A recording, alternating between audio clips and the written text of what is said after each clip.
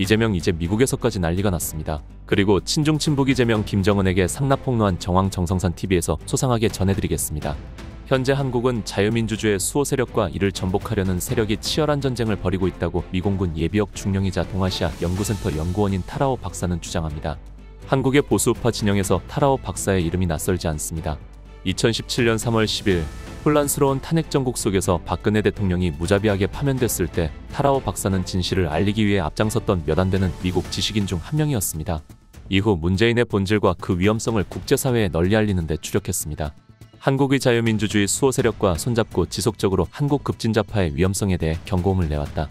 미 워싱턴에서 한국 트루스 포럼 대표 김은구 주최로 열린 세미나에서 타라오 박사는 12.3기 엄령의 정당성 윤 대통령 탄핵을 지지하는 친중 친북 반미 세력의 실체 그리고 헌법재판소의 편향성에 대해 날카롭게 분석했다. 다시금 한국이 위기에 직면하자 그가 발벗고 나선 것이다. 과연 미국은 급변하는 한국 정치 상황을 어떻게 평가하고 있는가? 또한 한미 관계는 앞으로 어떤 방향으로 나아갈 것인가? 타라오 박사는 바쁜 일정 속에서도 필자의 궁금증을 해소해주기 위해 기꺼이 좀 인터뷰에 응해주었다. 다음은 인터뷰에서 발췌한 주요 일문일답이다. 지난 3월 8일 윤석열 대통령이 석방됐습니다. 어떻게 평가하는가? 윤석열 대통령의 석방은 적어도 한국 내 일각에서는 법치가 온전히 유지되고 있음을 확인하는 긍정적인 발전이라 생각한다. 윤 대통령은 단순한 국가 지도자를 넘어 이미자유의 상징이자 자유민주주의 질서의 확고한 수호자로 자리매김하고 있다. 그의 영향력은 한국을 넘어 미국, 일본, 대만 등 파트너국에도 큰 반향을 일으키고 있다. 국제사회의 많은 지식인들이 지금의 상황이 단순한 국내 정쟁이 아니라 북한과 중국 그리고 그들의 대리 세력들이 남한에서 벌이는 체제전복 시도라는 사실을 깨달고 있다. 최근 트루스 포럼 행사에서 발제하게 된 계기는 저는 박근혜 전 대통령의 탄핵 정국 때부터 한국 정치를 면밀히 모니터링해왔다. 당시 언론의 자유, 집회의 권리, 법치주의 삼권 분립, 공정한 선거 등 민주주의의 핵심 가치와 원칙들이 급격히 훼손되고 있었다. 오늘날 한국은 야당의 정치적 책략에 의해 윤 대통령이 파면 위기에 놓여 있고 이전과 같이 민주주의의 기본 가치들이 위협받고 있다. 미국의 주요 언론들은 이 현실을 객관적으로 보도하지 않고 있고 저는 12.3 계엄 사태의 본질을 알리기 위해 워싱턴에서 개최된 트루스 포럼 행사에서 발제를 맡게 되었습니다. 왜 서방 언론은 객관적인 보도를 하지 않는가? 사실 서방권 사람들이 한국에서 벌어지고 있는 상황을 정확히 알기란 어렵다. 하지만 중요한 문제는 미국의 주류 언론이 한국의 레거시 미디어 보도와 제1야당인 더불어민주당의 입장에 지나치게 의존한다는 점이다. 아시다시피 민주당은 선전적인 내러티브를 만들어 이를 언론에 확산시키는데 매우 능숙한 집단이다. 이로 인해 언론 보도는 필연적으로 윤 대통령과 그의 지지자들에게 편향된 시각을 제시할 수밖에 없는 것이다. 박근혜 전 대통령 탄핵 당시와 비교해 다행스러운 전문 보수 유튜버와 독립 미디어의 등장이다. 당시에는 이러한 플랫폼이 지금처럼 많지 않았다. 하지만 그들이 빠르게 성장해 지금은 그때와 다르다. 이들 독립 기자와 유튜버들은 현장의 모습을 실시간으로 보도 온라인을 통해 정보를 신속하게 확산시키고 수십만 명의 시청자에게 도달하고 있습니다. 헌법재판소의 선고가 코앞으로 다가왔습니다. 어떤 판결을 예상하는가요? 무엇보다도 윤석열 대통령의 사건을 판결할 헌법재판소는 현행헌법과 법률을 수호해야 할 중대한 책임이 있다. 따라서 민주당과 민노총, 중국 공산당의 압력에 굴하지 않고 확고하고 공정한 태도를 견지해야 한다. 물론 헌법재판소에는 명백히 극좌 성향의 판사들도 존재하지만 저는 8명의 법관들이 법률과 양심에 기반해 올바른 판결을 내릴 것을 간절히 바라는 바입니다.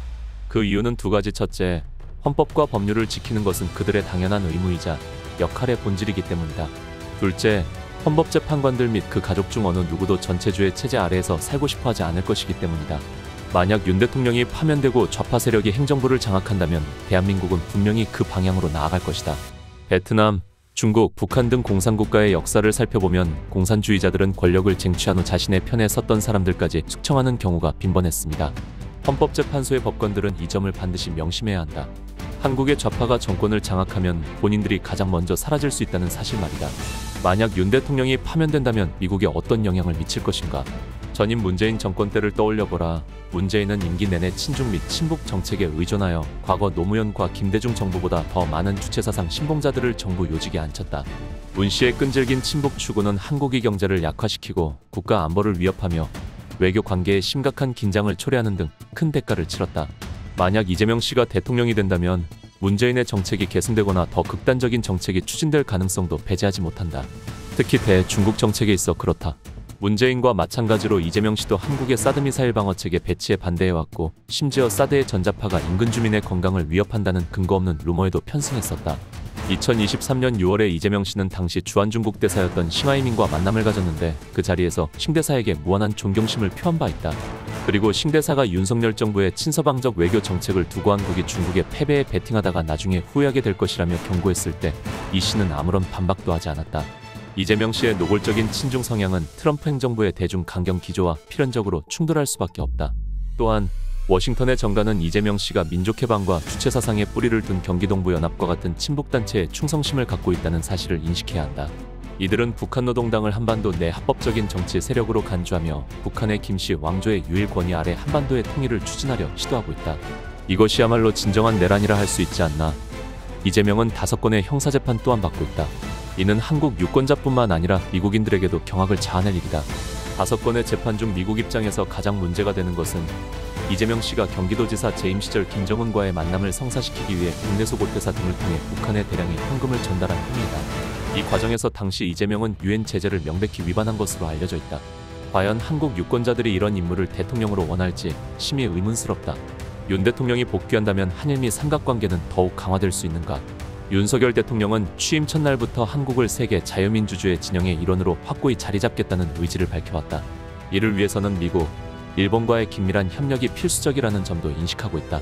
미국 정부는 중국의 돈부가 영내 및 국제적 영향력 확대를 억제하기 위해 3국 간 협력 강화를 원한다. 그리고 미국, 한국, 일본 세 나라 모두 중국 공산당의 통일전선 공작에 의한 피해를 보고 있다. 따라서 트럼프 행정부는 미국에 가장 가까운 동맹국인 한국과 일본에게 긴밀한 협력을 요청할 것이다. 하지만 이러한 정책이 실효를 거두고 장기적으로 지속되기 위해서는 합법적으로 선출된 대통령이 빠른 시일 내에 복귀해야 합니다. 그 와중에 김어준 황당 발언을 했습니다. 김어준이 뭐라 했냐면 다음 주 금요일까지 헌재가 선고할 가능성이 더 높다고는 생각하는데, 하지만 만약에 4월 4일 그러니까 다음 주 수요일까지 금요일 선고에 대한 공지가 없다. 그러면 저는 즉시 플랜을 준비해야 된다고 봐요. 그것까지 준비해둬야 금요일 가능성이 더 높아진다고 봐요. 윤석열의 복귀를 국회가 가진 합법적인 권능과 권한으로 막을 방법이 있나? 막을 수도 있어요. 근데 그러면 우리가 지금까지 한 번도 본 적이 없는 상황이 될 수도 있어요. 예를 들면 국무위원들 5명을 추가로 탄핵하는 거예요. 그럼 3분의 2가 넘지 않아서 국무회의 의결을 할 수가 없어요. 그럼 법안 통과가 안 돼요. 법안 통과가 안 되니까 15일 후면 자동으로 법안이 선포되는 그 선포 권한을 국회의장이 가져요. 그러면 특검법 통과시키는 겁니다. 특검을 다시 하는 거예요. 다시 윤석열 구속시키는 거예요. 그리고 국무회의 의결을 할 수 없으니까 2명의 헌재재판관도 임명할 수가 없어요. 교착 상태가 되는 거예요.